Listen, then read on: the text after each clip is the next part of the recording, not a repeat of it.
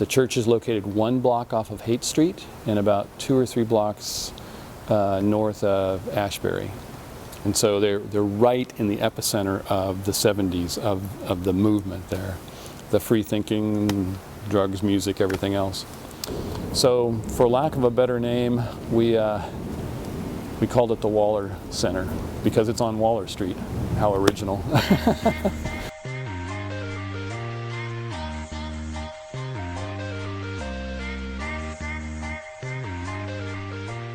The congregation of that church, an active congregation, noticed that the shelters around San Francisco were only for men. And so the Hamilton United Methodist Church reached out and said, we want to be a shelter for families, homeless families. Moving forward a little bit more, over the next 10 or so years, the shelter sort of outgrew the church. And it became sort of a conflict between what the church needed to do for the shelter and needed to do for its own congregants as far as Sundays. I mean, there were people sleeping everywhere. During that time, Haight-Ashbury Food Program came into existence. They basically purchased and, with the help of the congregation, redid a whole kitchen, made it a professional teaching kitchen and dining area in that area. The homeless people that were staying at the shelter trained in food service and catering, etc., and they would provide breakfast, lunch, and dinner. We had 1 paid person, the rest are volunteers. The idea would be you come in and eat, and you appreciate the program, and then you become a volunteer. And then as a volunteer, you're in the kitchen and you're learning kitchen skills. And then after you learn these kitchen skills in a city like San Francisco, there are all sorts of opportunities that can be made available to you through the culinary industry. Instead of serving meals 4 days a week, they became a 1-day-a-week pantry.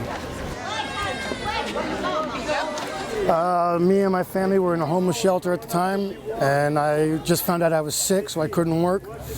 So decided to come volunteer, you know, to help with food for the house.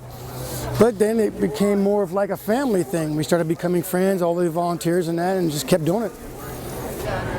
I personally got sick about 2 years ago, and I was in the hospital for 2.5 months. They didn't expect me to be above ground, but obviously I'm here. And so I'm still recovering. So when I finally came home, a friend of mine actually works for this food program, and she says you need to come and get some food. Because the food that comes here, a lot of it is given from places such as Trader Joe's, Andronico's, maybe Molly Stone's. And it's not, one would think that they're getting food that's about to be ready to be tossed. But no, it's just overstock that normally would have gotten tossed, but it gets donated to this food program here. And we allow them to choose the food they want. So they'll be at a table and they'll see a food they want, they'll point at it, and one of our volunteers will hand it to them. It takes the you're homeless and here's a handout sort of feeling away from it and creates a you're allowed to shop here. We help people from the park. They're the most needy, apparently, because all they have is their backpacks. We give out sleeping bags, we give out hygiene kits, and we give them food, of course. Sometimes if we have extra pre-made sandwiches, we'll bring them down to the park and hand them out there.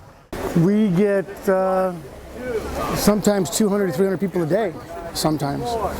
And it's a challenge to get them in and out of here in a real quick time. Plus we have to deal with the neighbors and the businesses, and we have to deal with the church, you know, and we have to deal with the law, and we have to deal with the state. So it gets pretty hectic sometimes. A lot of families come through this place.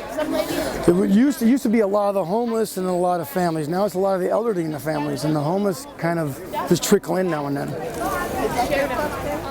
But that church is truly, I think, being named after Bishop Hamilton, the Phoenix Bishop. That church has been born again and again, and there's been tragedy, and it's risen from the ashes again and again. I think that's kind of the story that I like to say, that that we feel that we're that next phoenix rising out of the ashes, and we just pray that we can actually make it a success in that area. So.